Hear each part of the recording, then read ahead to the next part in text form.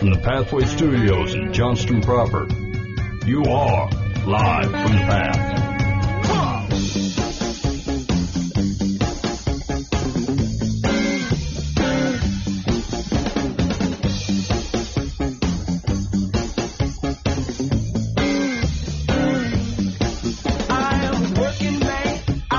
And you're listening to Live from the Path. We're coming from the Pathway Studios here in Johnston proper.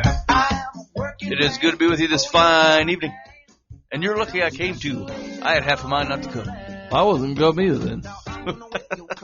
Hey, here's what we got going on the show tonight. So here's what we had planned is so one of the things that we were talking about, Good News Changed the World, had to do with sex trafficking. We wanted some more information about that, and we were going to talk to Nate Baird. If you remember, we talked to Nate.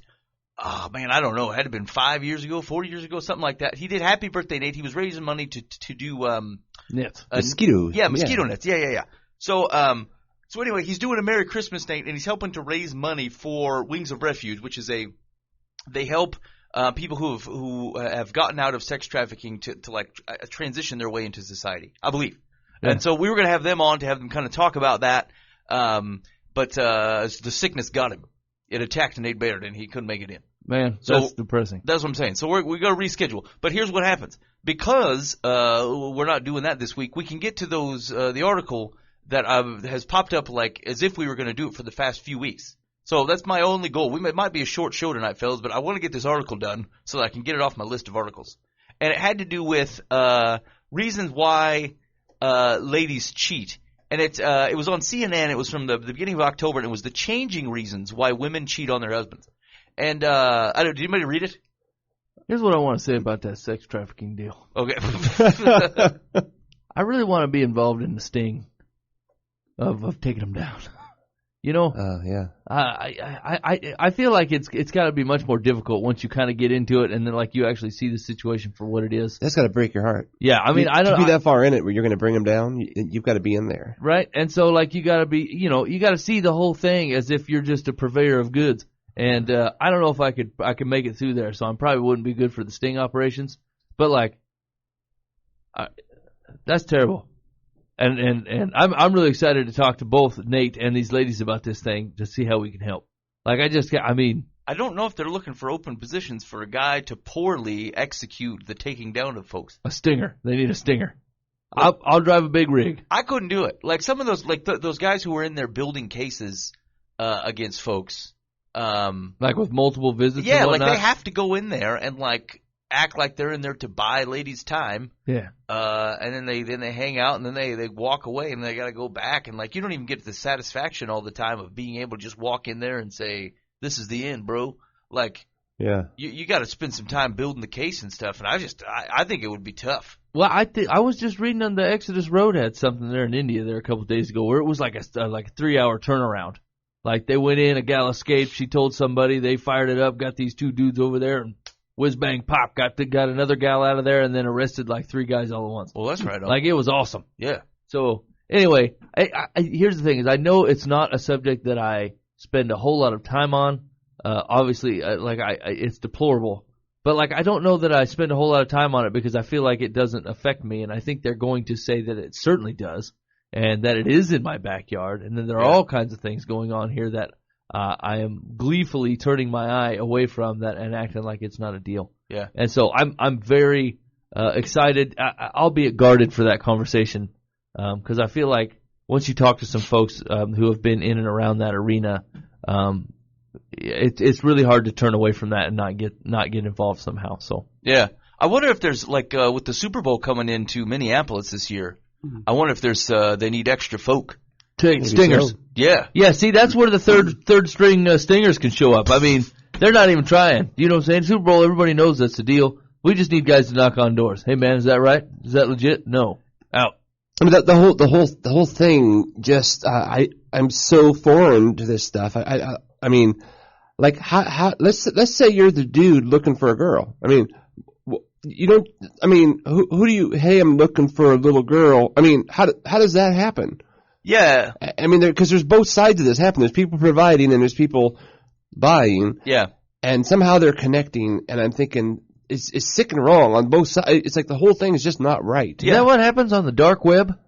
Like the parts of the internet that they say, look, you do just the bad stuff. Yeah. I mean, Yeah. that is the type of thing that goes on there. Yeah. Also, like they found, like Craigslist has been a good front for that. Like they'll advertise young ladies and act like they're kind of overage and then or of age, and then they're not. Yeah, I've been to workshops where they kind of describe some of that stuff, but I'm still like, how do you know that? How do they know that? Like, I know some of that stuff because I've gone to workshops and I go, oh, okay, but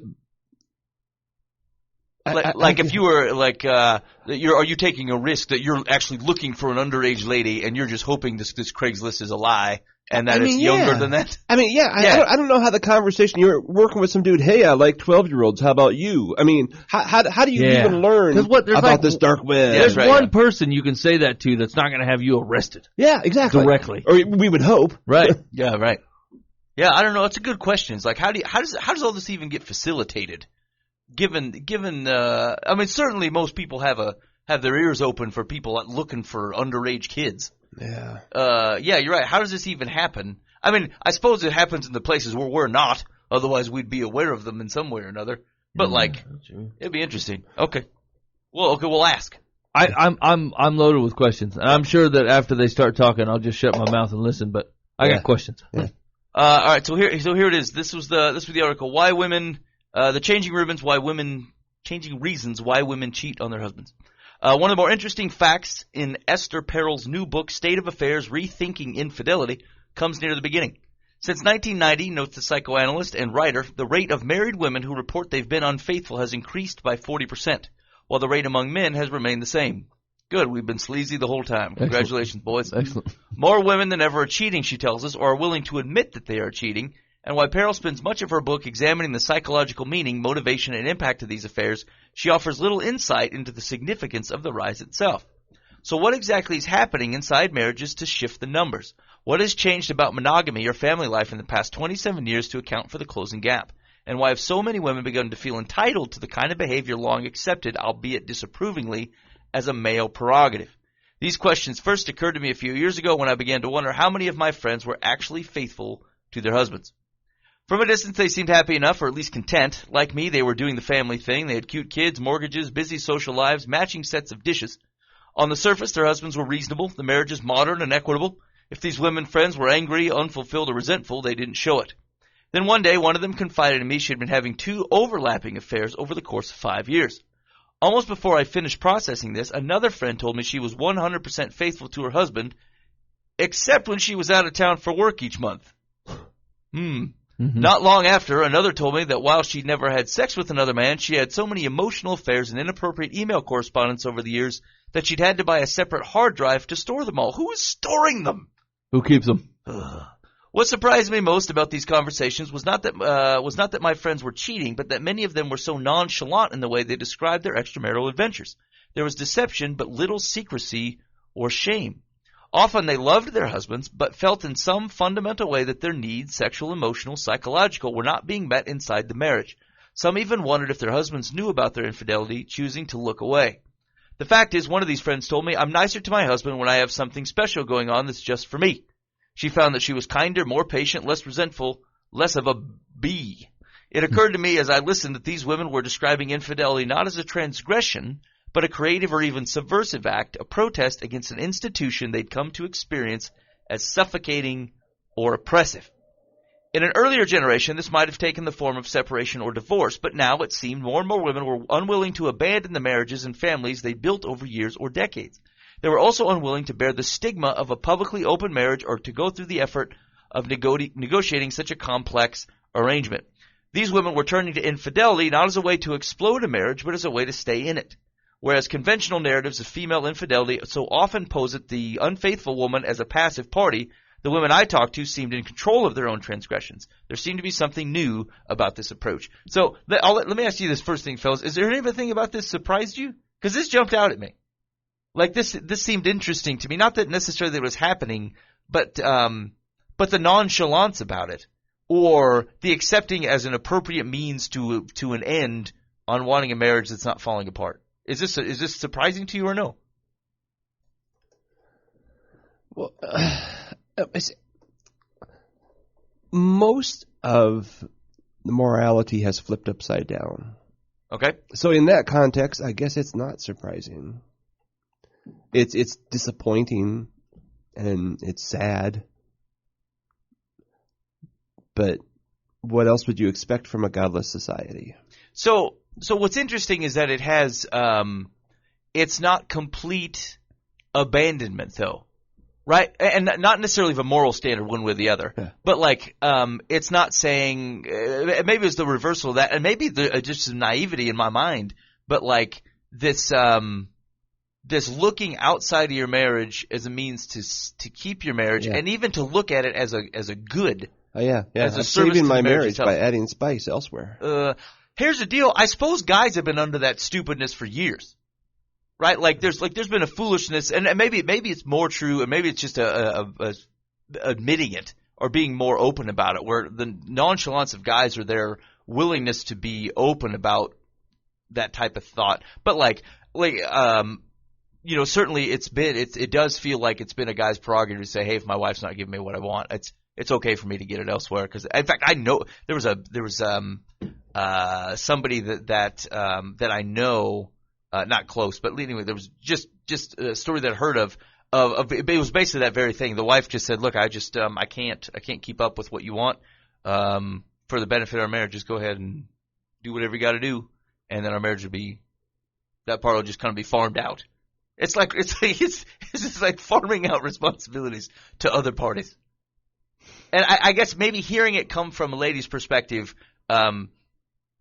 is interesting to me because I have not heard that, but to kind of put it in a thought process that like it is a functional way of retaining things that you're otherwise proud of, like the cohesion of your family, the staying power of your marriage, or the not having to break up the kids or whatever. And so if this is what it costs to do that, then fine. I mean, the not having to break up the kids thing was legit, but the two other things you said is like the cohesion of your marriage, or the strong. I mean, you basically just ran a relay by taking a taxi and then getting to the end and being like, yeah, I made the relay. You did not do any of those things. You cheated the whole thing. That's not what a marathon is. It's not what a relay is. It's not what a marriage is. Right? So like you can't just do whatever you want and say, well, this is what I'm going to call a marriage. And I get to have sex with who I want when I want to. Because then I'll be nicer to my husband or whatever you decided was the deal, right? Like, because you wanted to do the easy thing. The easy thing is to not work out whatever reason you're mad at your husband in the first place and have sex with him, right? Your deal is like, I can stay correct. He can stay wrong. I will have sex with this other man. And then, I don't really hold it against him because he doesn't mean anything to me anymore. And that's the thing. It's like you're not fighting out of passion and fighting out of love like a regular marriage would. That's how they battle. You live with people for so long, and like you're just going to disagree and you're going to fight, and your passions are going to boil over because you care about what you're fighting about. But when you stop fighting and say, look, I'm just going to get what I want over here, and actually I'm going to fight less with my husband, you're fighting less with your husband because you care less about him. Mm-hmm. That's the way that's working. Yeah. And so once again, is like you just ran a marathon by taking a taxi cab and then still crossed the finish line and acting like you rocked it. You didn't rock it. You cheated. You didn't maintain a marriage. You did whatever you had to make it look like you were crossing the finish line. But it was a lie. The whole thing was a lie. You didn't actually cross the finish line because you didn't run the pavement to get there. We have this crazy idea that marriage is about fulfilling my needs. And if my spouse isn't fulfilling my needs, then I need to fill them some other way. Yeah, that is the very crux of this discussion, absolutely. So, like, whatever happened to my marriage, the purpose is to glorify God. Yeah, that wasn't part of the. I mean, the open band of lady cheaters is probably not on that. Not on that train. Which goes back to what do you expect of a godless society? I mean,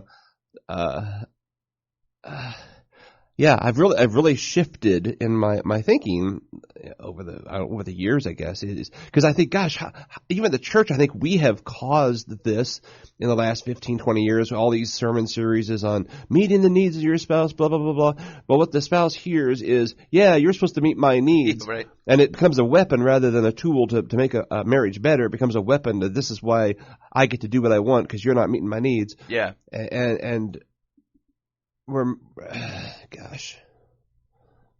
This thing just breaks my heart. I mean, right? Like there's kind of three options, I suppose, if you want to think about it. Is you have in a marriage, you're submitting your marriage to God and acting faithfully within it because of what God calls marriage to be. You're submitting to your husband or spouse in service to them, or you're primarily in it for your own needs. And like this is basically just choosing the third option and saying, this is a contractual thing. This is what I expect to get out of it. If you're not supplying, you're not supplying the goods at the cost that I want or what I'm willing to pay for it, then I will get it from a different supplier who doesn't give me the hassle and can make things happen on time. So we've thrown out for better, for worse, for rich, for poor, sickness and health. It's just kind of, I just want to be happy. Yeah. And so, and I suppose with the caution, of course, would be, is that like this, that it is a, you have what feels like a momentary, solution, it's simply not sustainable, right? Like that's not a long-term thing. What feels like current success, is just a covering up of an underlying issue that is going to reveal itself. And then the thing that you've not dealt with is still going to be there 5 years from now, 10 years from now, whenever you are unable to, man or lady, get what it is that you're looking for outside of your contract now. Right. It's like your situation actually hasn't changed. It's just you've put a blindfold on and said, yeah, things are fine. I'd be interested for the long-term perspective here, like someone that's done this thing and they're 85 now, and they're like, yes, that was definitely the way to go. That was a great idea. I mean, nobody else can see this. Have you not met women? I mean, this is the crazy thing, and I don't know, women tend to be, like they don't take those things lightly, right? Like especially the emotional cheating. Like the physical stuff is even easier for them to get over some of the time than it is like a connection and an emotional connection of someone cheating on them. So the fact that they'd be willing to do the exact same thing, and hip hip hooray about it, like it's just a very odd stance. I mean, you're protecting something that doesn't exist. Yeah. Hold on a second. I got some kind of weird Windows message. I lost the rest of my article. Oh no. Hold on, I'll pull it. I was going to read the rest of this. There was two overlapping. I don't know how people. It's now that I think about this, I have the same question about this that Dan has about the sex trafficking. I don't even know how this happens.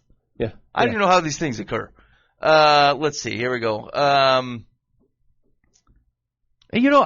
actually, to tag on to one of them ladies who says, hey, like I travel out of town for work, right? And like, where she says, like, I'm faithful except for when I go out of town, for work or whatever. And I'm like, I've never once thought to say to anybody, hey, I'm out of town. It's, I mean, usually they can pretty much pick up on the fact that you don't live here. That's why you staying in a hotel. Right. Oh, yeah. That's it, right? But other than that, like, it doesn't come up as like weird I don't understand the boldness of people. Like, especially when I'm out of town, I won't even be in a room with another woman. You know what I'm saying? Yeah. It's just easier. Right. I hang out with dudes and dudes only, and then that's it. It's done. Because then these conversations like that never come up. And I just don't understand people. Continue on. Sorry. I was like, how do you start? Well, honey, I don't know how I got the herpes. I mean, boy, I can't explain that. I mean, maybe we don't have the suaveness to pull this type of thing off. I don't understand how this is done. I don't understand how people are finding folk who are agreeing to this. And you're right, Mike. It's the boldness of people is outrageous. It's the same guy who was fishing the Craigslist looking for underage people, right? Yeah. You're like, how could you be like? There's no shame here, and so there's just outright boldness saying, yes, that's what I prefer. I prefer this person who's not my spouse. Yes. Right. And can I have you? I mean, we're in the age of technology. Your wife done text you 3-4 times that night, right? Your kids FaceTimed you and wanted to talk to you while you was out of town or whatever. Mom.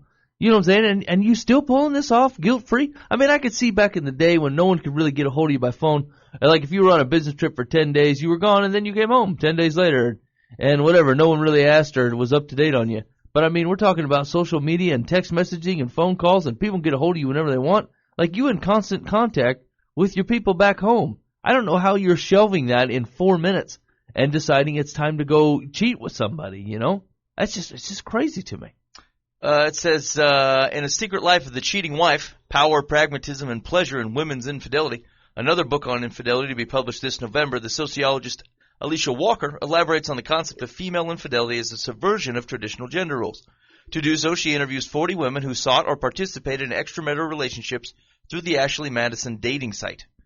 Like the state of affairs, Walker's text offers valuable insight simply by way of approaching its subject from a position of curiosity as opposed to prevention or recovery, and she investigates which factors led the women in her study to go outside their marriages. Surely one might think a woman who would do such a thing must be acting out of a desire to escape a miserable marriage. And yet it turns out this isn't always the case. Many of the women Walker interviewed were in marriages that were functional. Oh, that's glorious. Sounds romantic. Yep. Like the women I knew who cheated, many of the interviewees said they liked their husbands well enough.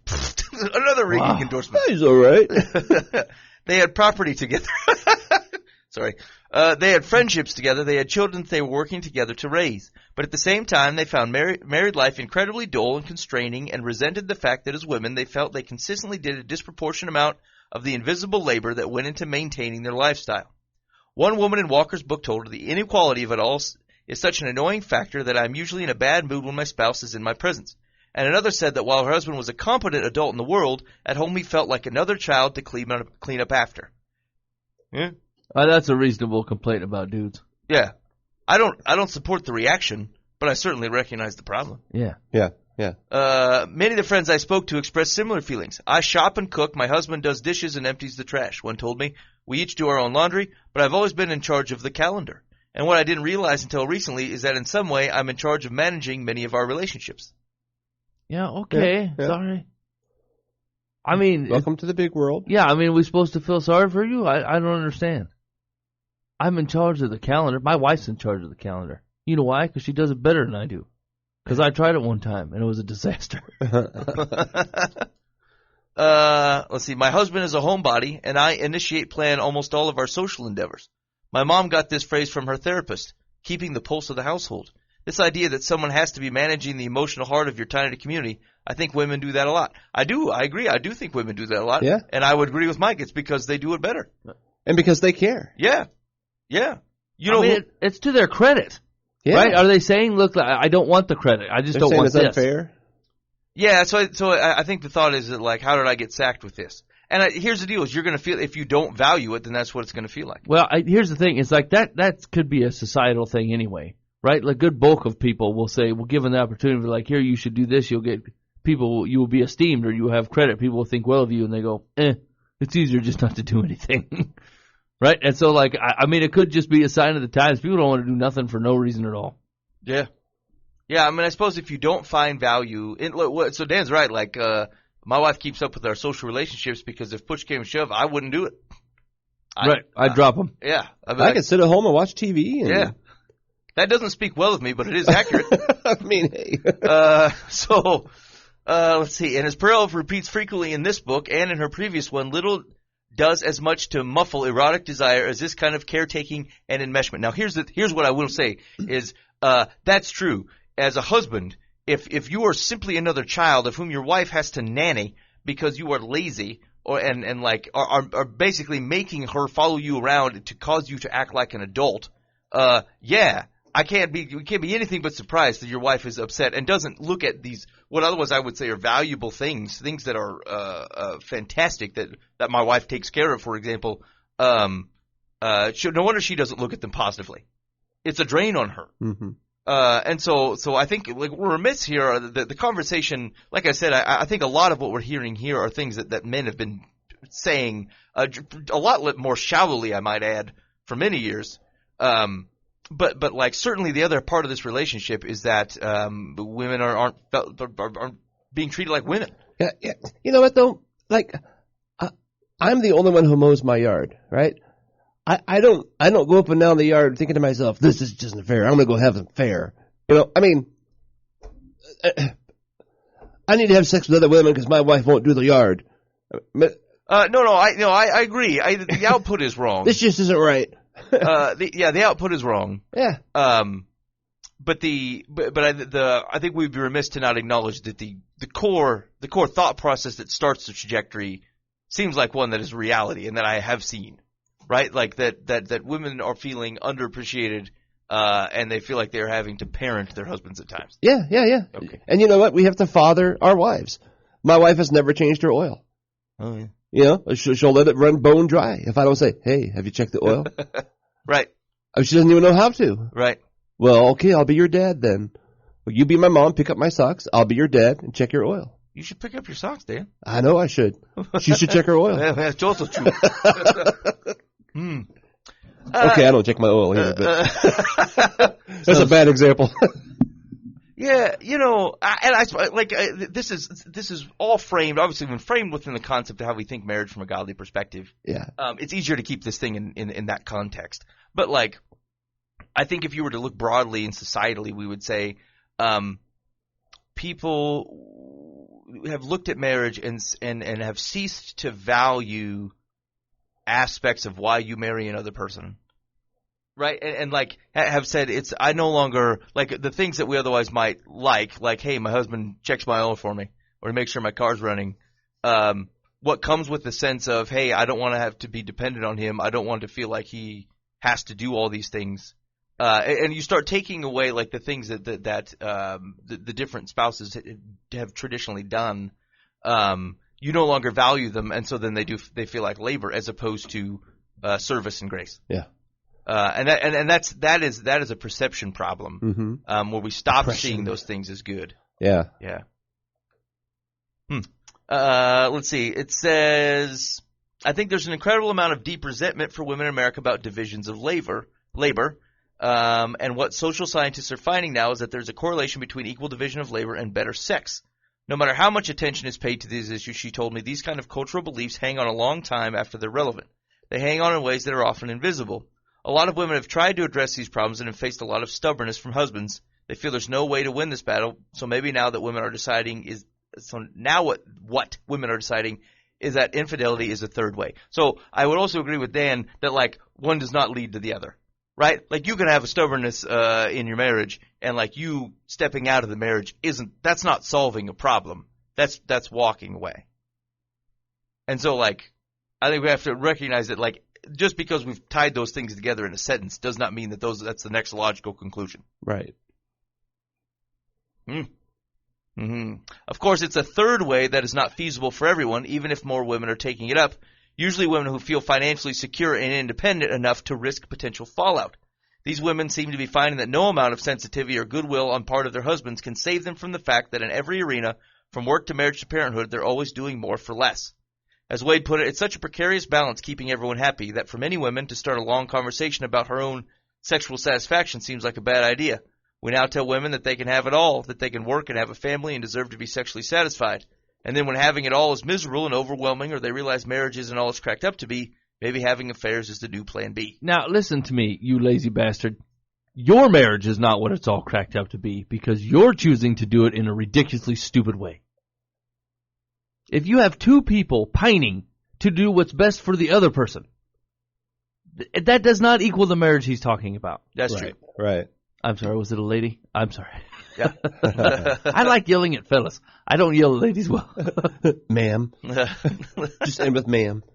Yeah, so that's true, right? The very crux of this description is you're trying to have it all, but it seems like it's all the wrong things. Well, that's it. They're pointing their finger at the institution of marriage. And the truth is, it is what you make of it.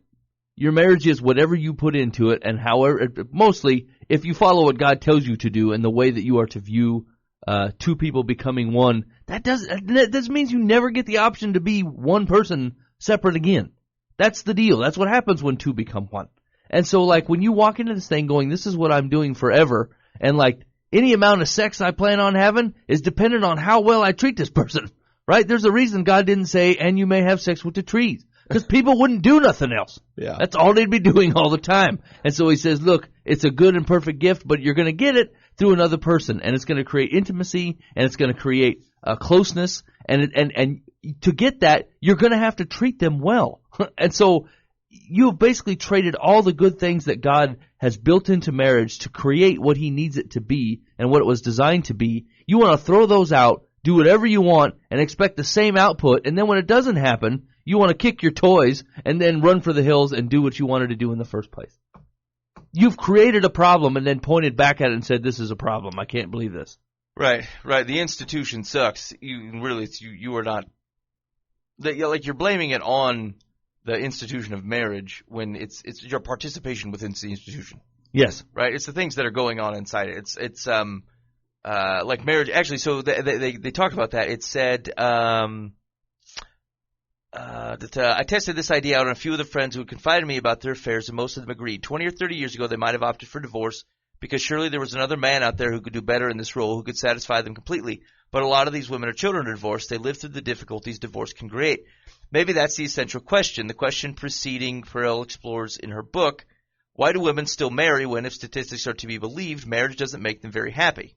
I confided in a friend once that after 15 years of marriage, the institution and the relationship itself continued to mystify me. At the time I married, marriage had felt like a panacea. It was a bond that would provide security, love, friendship, stability, and romance. The chance to have children and nice dishes, to be introduced as someone's wife. It promised to expand my circle of family, improve my credit score, to tether me to something wholesome and give my life meaning. So, like, the expectation is, like, that marriage doesn't do that.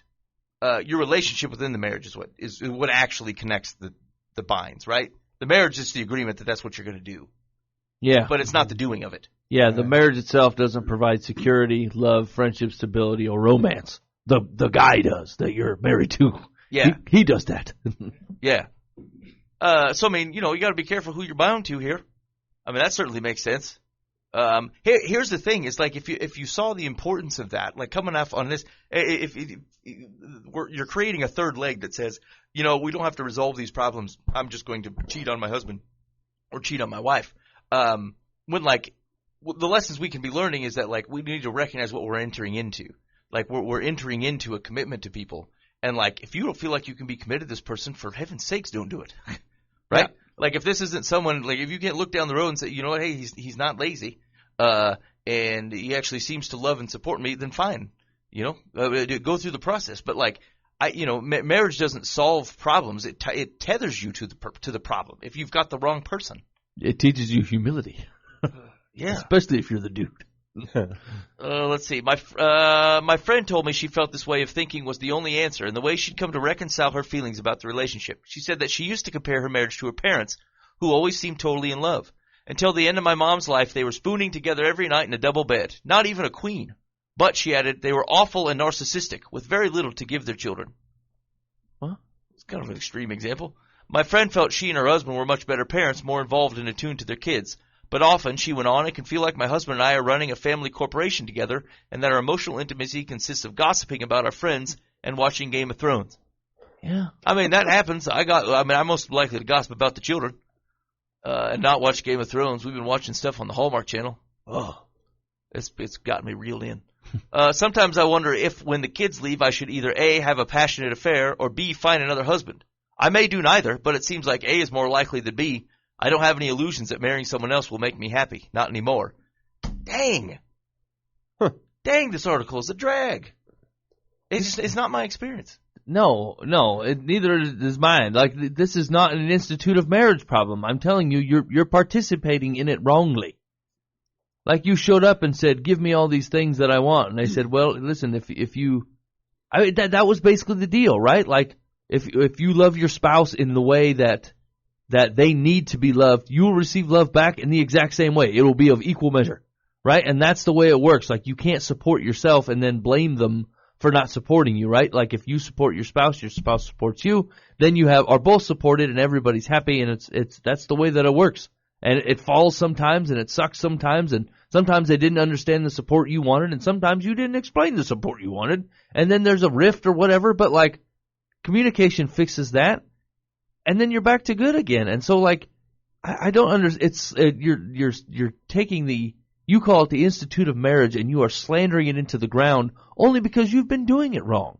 That's basically like going up to I don't know, what would be a good example? It's like getting in the car into the front seat and riding it facing backwards, and then saying the front seat is uncomfortable. Yeah, this car is always going the wrong direction. You're using it wrong. You're using the car incorrectly.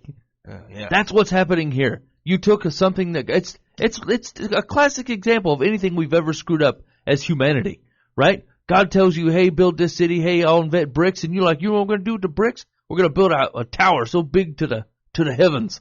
God's like, dang it, That's not what I intended for the bricks. And you guys, and then you come up with this plan. And the same thing with marriage. Well, Lord, I want to have more sex, and Greg don't want to have much sex with me, so I'm going to have sex with another guy. No, that is not what I intended for you to do. You're going to end up with half broken hearts all over the town. You guys keep acting like this. I gave you the marriage for a reason, and it was to protect you and to enrich you, and then you blame it for not working because you didn't want to participate in it.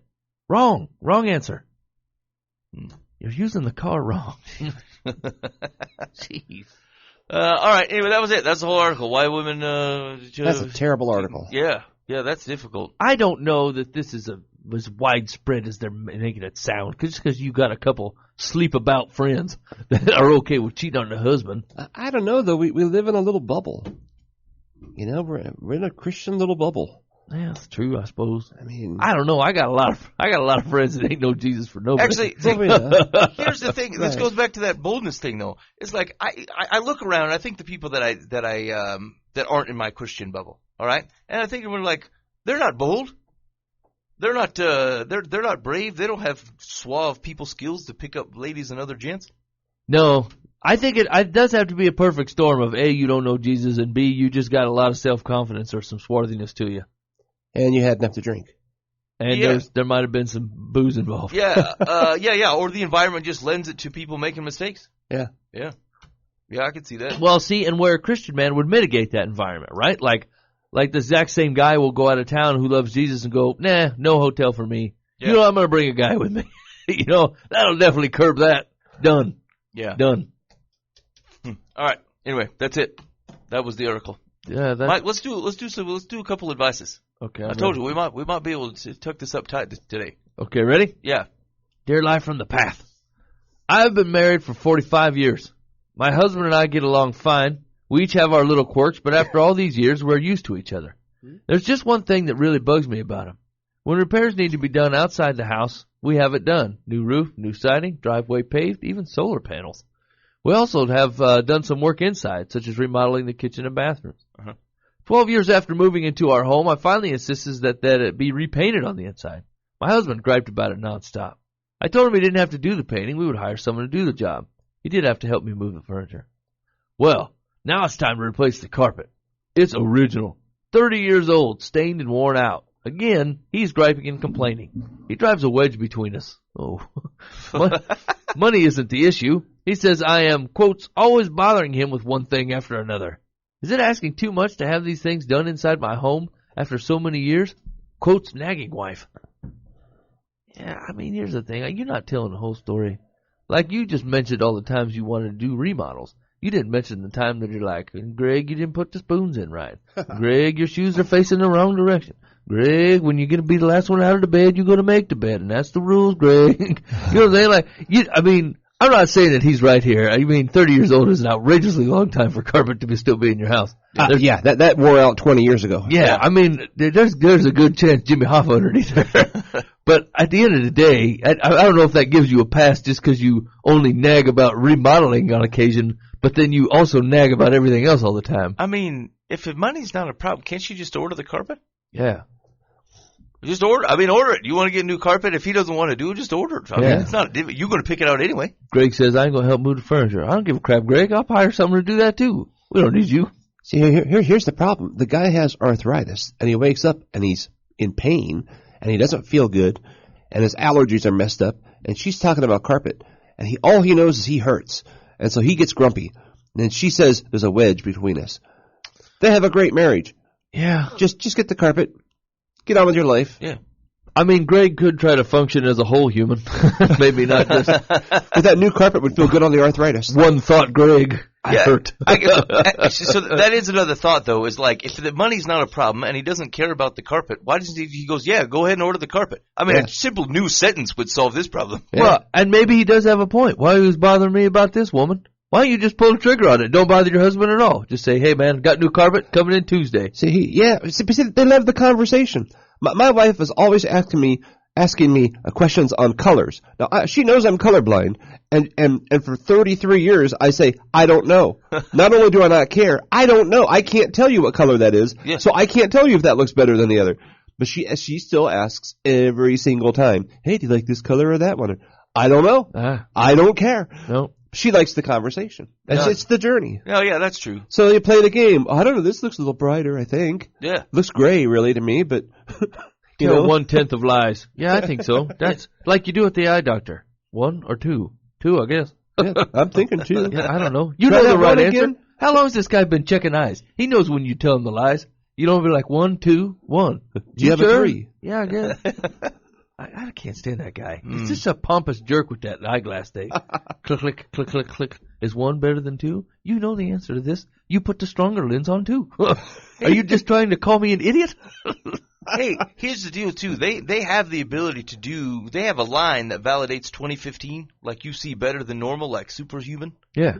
And I mean, he's got lenses that will get me that far, and he always gets that far, and then backs it down. He's like, "We'll give you 2020." I need you to come back. Yeah. I said, "Give me the full. I mean, give me the superhuman. I'll take the 2015, sir." Yeah, really. Hey, the only other thing to note here, and this goes back to the lady conversation, is although not relevant in every case, sometimes ladies, if you don't want to be a mother to your husband, stop mothering him. Right? I mean, sometimes you're doing that, right? Yeah. It's possible that like you became his mom, and you don't want to be, so you should just stop. Yeah. You know what though? I can have a pile of about 3 foot deep of socks on my side of the bed though. And every once in a while I think, oh, look at that! I better wash these socks. So if she stops mothering me, she has to live with that. No, that's true. That's the question, right? Like, Yeah. Are you willing to put up with that and like slowly change behavior? She waiting for me to get embarrassed. I'm like, I'm not embarrassed. No. Nobody sees this. No one's coming in this room but me. It's soft for me to walk on when I get out of bed. That's my pile of socks. It's on my side of the bed. Exactly. Who cares? Yeah, no one's coming. The dog don't even come that far. Exactly. In. Yeah. Secular says, the question was, am I asking too much to have these things done inside my home after so many years? Secular says, I don't think so. Yeah. Nothing lasts forever, and that includes carpet. Make a deal with him. You hire someone to move the furniture this time if he will stop complaining. The disruption will be over in a few days, and the interior of your home will look fresher and newer once that carpet is history. What, do you work for the carpet company? Yeah, really. You just basically described new carpet. That was your answer. She already wanted carpet. It's done. It's a done deal. Here we go. Dear Life from the Path, I have a problem I don't think you have ever addressed. Oh, boy. Both of my testicles have been removed. Yikes! You know, we were just talking about this last week. Okay, continue. Fortunately, they were not cancerous. Oh. What? Whoops. Why did you take them out? They just hang around. I mean, mine aren't cancerous either. I left them in. Okay, hold on. Moving on. It doesn't bother my wife, which is a blessing. Sure. The blessing she married an idiot who had his balls removed for no reason. I assume that they thought there might be a problem, and so he had him taken out, Yeah. and then they turned out to be nothing. Most support groups are for cancer survivors, and I'm wondering if you know of any groups for men like me. Cancer non-survivor. What? Some days I still can't cope with it because it's part of being a man. Any suggestions? Boy, I'm confused, fella. You had your balls removed for apparently no reason at all. We don't have any preventative tests in modern medicine to check if there's cancer in there first before we slice and dice them. No, sometimes they gotta go in after stuff. Yeah, it could have been like, you really have a good chance, a high probability of having it, so just get them out. Well, I mean, can't they put in the nudicles? Yeah, that's what I don't understand. Like, don't they put something back in there? So, I mean, hopefully not metal or anything, so it don't clack around. But some. I think it's fiberglass, isn't it? The little silver balls on the strings that flop back and forth. If I can gather what this man's asking, he can't really go to a cancer survivors group because he did not have the cancer. Right. But he misses his band balls. I mean, I don't. Okay, so I'm going to admit that I feel like I shouldn't speak to this because my first reaction is like, you're just going to have to get over this, man. Yeah. You don't have cancer. Hallelujah. All right? It's I mean, your penis still works. You still use it. That's how I attach manliness. Are you looking for children? Because at this point, like, it's a done deal. It's done. I mean, you could tie some fishing weights or something down there. I'm not sure. I don't know what to say. I mean, bro. think of how many women have had hysterectomies. Well, yeah. you know, and I mean, there's And- no and- exterior look of a hysterectomy, though. Oh, take a breast removal. okay, right? mastectomy, sure. Yeah. Yeah, that makes perfect sense. And preventative. preemptive, yeah. Yeah. And so, like, yeah, that happens. And I get it. Like, there's something associated with that. I get that. But, like, it's way more obvious for a woman who's had a mastectomy than it is for a guy who took his testicles out. I'm trying to think of how it's kind of delicate. I mean, how often would you even, you know, realize there's nothing there? I mean, Yeah, when you get done halfway through the day and be like, there's nothing stuck Wait to a the minute. side of my leg. That's awesome. I don't have to shift that to sit on this bike. this is great. I don't know. I've not lost them, so maybe I'm making fun of the Yeah. wrong thing. That's what I'm here. saying. I feel like But I'm being here's insensitive, but I think it's overdone. I mean, it's just like when ladies get mastectomies, like you have the option to get implants of some kind, right? And Yeah, they have yeah. fake balls. They put them in dogs all the time. Huh. Really? I did not know that. Yeah, the white with the yeah, In dogs? Oh, Why yeah. a dog here? yeah. I see. Maybe this guy should talk to a vet. I He's mean- obviously dealt with this problem. Yeah. But I mean, we're thinking like, I mean, when is this guy in a context where anybody would know? Yeah, I don't. I mean, I mean, if you go at the you're YMCA, right. This is a I'm hard not thing looking to that have. close. I have questions. Like, is it light and fluffy? And it does not feel like it's got any weight to it, like a cheap microphone. The expensive ones are heavy. Oh, yeah. The cheap ones feel like there's nothing going on. I mean, is that kind of the concern? Huh. Is he just self-conscious about it? I Well, of think course. so. I mean, I feel like it would be because it's just different, and it feels like it's something not right. I'd try the fishing weights. Yeah, just put some in there. Certainly, there's a plastic surgeon who can handle this type of thing. Huh.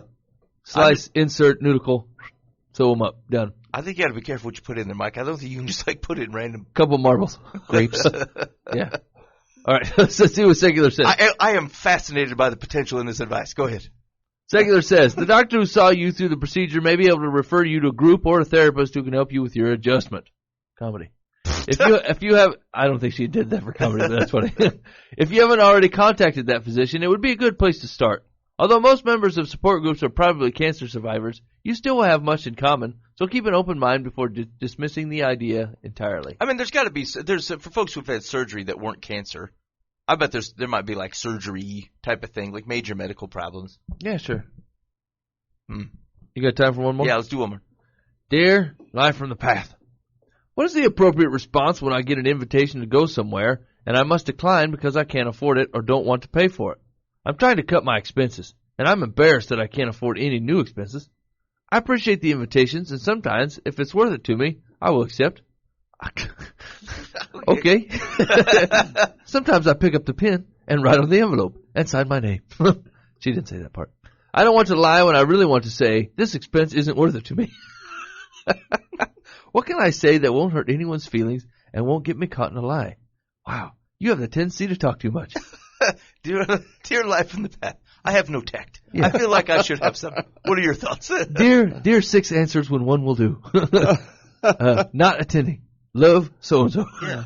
Why don't you come out? Can't afford it. I mean, whatever. How close are these people to you?